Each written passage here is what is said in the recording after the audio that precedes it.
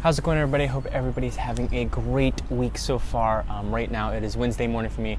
It is about 7:30. Been sitting here at, you probably guessed it, Starbucks for a couple hours now. It's kind of a big habit I've been getting into lately, where it's basically been waking up early, getting here about 6 a.m., doing an hour of reading, then more times than not going to work out, depending on what time my day starts in terms of working at the gym. Sometimes I get some extra work done, but that's what I want to talk about today, guys. So basically, this past week, 2 weeks, been extremely productive.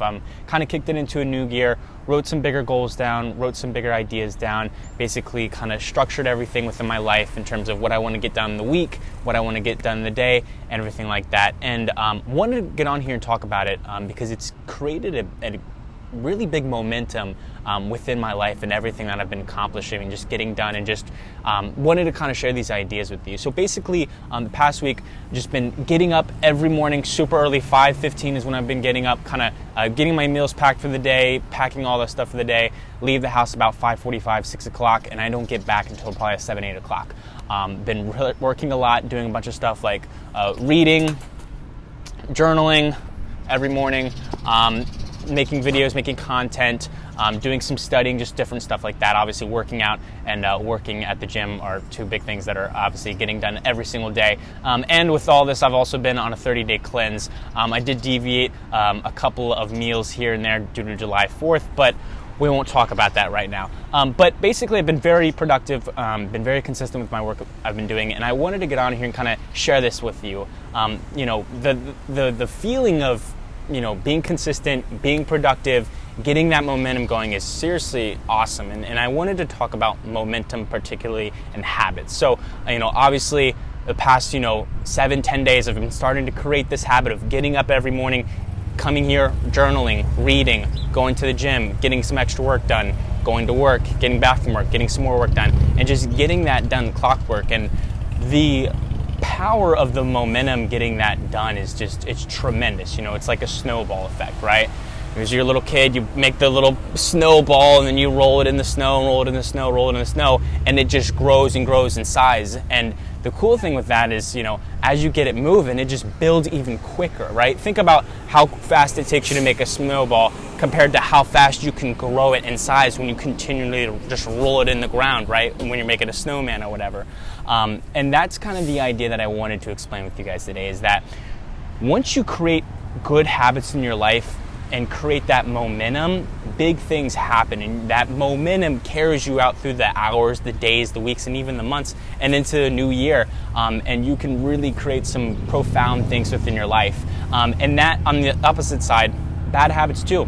If you're someone who has bad habits within your life, someone who's eating poorly, or not hanging out with the right crowd, or sleeping in a lot, or watching a lot of Netflix, which, everybody loves. If you're someone who's creating their lifestyle around those things, that momentum's gonna carry too, and you're gonna create these habits, and it's just gonna be very, very hard to get out of that rut once you're in it and create a new lifestyle for you. But it's obviously never too late. You can always change the habits that you have going on with your life. So I wanna jump on here and kind of talk about a few things that can help you create these new habits, create a better momentum with your life, and things that I've found that help me a lot. So the first and foremost thing, I wrote a few things down. Usually I don't do this. Usually I just kind of do my videos on a whim. But one thing I wanted to talk about was writing down your goals. So what I've been doing that's really created a big change within my habits and my accomplishing things and being successful is that every Sunday night I write down my goals for the week. What do I want to accomplish? I want to get this done, I want to get this done, run this errand, talk to this person, meet, whatever it is. Write down all your big goals for the week, and then get those into subcategories within the days. So basically, the night before, so like Monday night, Sunday night, Tuesday night, Wednesday night, Thursday night, whatever it is, I'll write down my small goals for the next day. So today, I had, just as an example, wanted to read for an hour, wanted to do some studying for an hour, wanted to work out, wanted to do some stuff with Arbonne, for those of you who know that I'm in Arbonne, wanted to create this video and do some also micro content, Instagram pictures and things of that nature. And I wrote down exactly what time I was doing those. So 5:15 wake up, 5:45 out the door, 6 to 7 read, 7 to 7:30 record this video, 8 to 9 study, go work out, etc. So the night before I'm writing this down, so I have it all written down. And so for me personally, if I don't have something structured, something in plan, I kind of get distracted, and my mind goes too many places, and it's hard for me to continue, hitting these marks if I don't have something in stone, in writing, things that I need to get done with times associated with them. So that's the big thing. Write down your weekly goals, put them into subcategories for daily goals, and then every night write down the times in which you're doing these things so you have a map, something to stay committed to every day. The second thing is you want to find big chunks of time to get things accomplished. This is an idea also from, the 4-Hour Work Week. I can't even think of his name right now. Slipped through my mind. I'll think about it. I'll put his information down below. But anyways, he creates the idea of having big blocks of time to get work done, right? So for me, that's the morning times, and it's the easiest time because there's no distractions. No one's calling you. No one's texting you saying, "Hey, let's go get a drink," or "let's go get dinner." There's usually no TV shows on. You don't have the whole work day to be tired, and then in the evenings, 7, 8 o'clock, to make excuses of why you can't get stuff done. The mornings are the most beneficial to me. So from 5:30 to about 9, 10, I'm working in that block of time. If I go in later to work, like today I don't go until noon, I've got a huge block of time this morning to get a ton of stuff done. So find big chunks of time, preferably 2 to 4 hours, where you can bust out a lot of work with no distractions. And I come here for a reason. I could stay, at home and get work, but there's too many distractions. There's a couch, you got TV, there's a fridge, you got other people. There's just too many distractions. So I come here, there's no one distracting me. I sit out here alone or inside if the weather's not good, and I get my stuff done. I zone out. Most of the times I put headphones in so I can listen to music and just completely separate myself from the world so I can stay more focused on what I'm doing.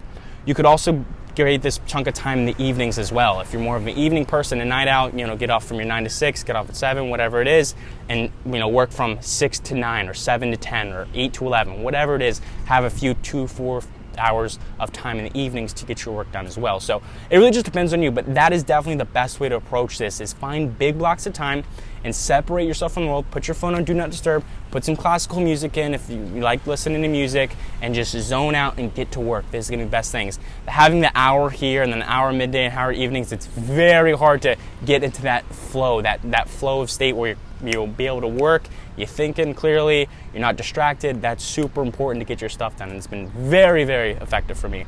And then last thing is have someone to keep you accountable. So this is big with accomplishing any kind of goal. Working out, on a diet, reading everybody. I don't know, maybe start a reading group, which I've thought about doing. Hit like at the bottom if you'd like me to start a reading book, because I read a lot of self-development, and a lot of people like that stuff and ask me about the books. But anyways, getting distracted. But yeah, find someone to keep you accountable. Share your goals with someone else. I like to share my goals with certain people in my life that are very close to me and support me, and they keep me accountable. They say, "Hey, how's everything going?" And if things aren't going well, I got to be honest with them, and they kind of help correct me on a better path. If things are going great, they say, "Hey, good job." They give me positive affirmation, and they keep me rolling. So share your goals with someone else. It might create some better accountability for you, or they might be able to give you some guidance on how to achieve things better, or approach something in a different aspect, or whatever it may be. And that actually wasn't the last one. The last one is document. This one's a big one. What doesn't get measured does not get managed. What doesn't get measured does not get managed. Basically, at the end of the day, document what you're doing. So for me, as I mentioned, the 5-minute journal, at the very end of it, at the bottom page, I don't know if you can see it, but basically it says, what are a few things, 3 things that are amazing that happened today, and how could I have made it better? So that's the way that I document, but you should be documenting at the end of the day how your day went, where you could have improved, where your time could have been managed better. Did you hang out with someone you shouldn't have hung out with? Did you eat something you shouldn't have ate? Was your time messed up by something else? Is there an outside force that's kind of affecting you that you need to get away from? Whatever it may be, go back, document how your day went so you can kind of manage everything that's going on. Because if you're not, managing and documenting at the end of the day what you're doing, it's going to be hard to create that momentum to continue to be successful throughout the days and the weeks. So those are my tips for you guys today in terms of getting in that habit, getting that momentum, that state of flow, momentum and that state of flow. It's worked really well for me. So obviously a lot of us have a lot of big goals and habits, and it's hard for us to get on that horse and stay consistent. So hopefully these tips for you guys will help you stay consistent into getting whatever it is that you want to accomplish. Get out there, make some commitments, write your goals down, keep yourself accountable, find a partner to help you out, and whatever it is, just be persistent, take massive action, and keep changing your approach until you find exactly what it is that you want to accomplish. So hope you guys enjoyed this video today. If you liked it, please hit like at the bottom.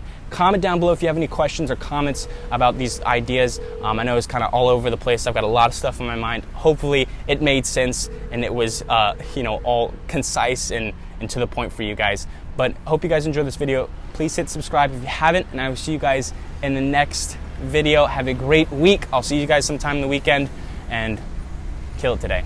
Take care.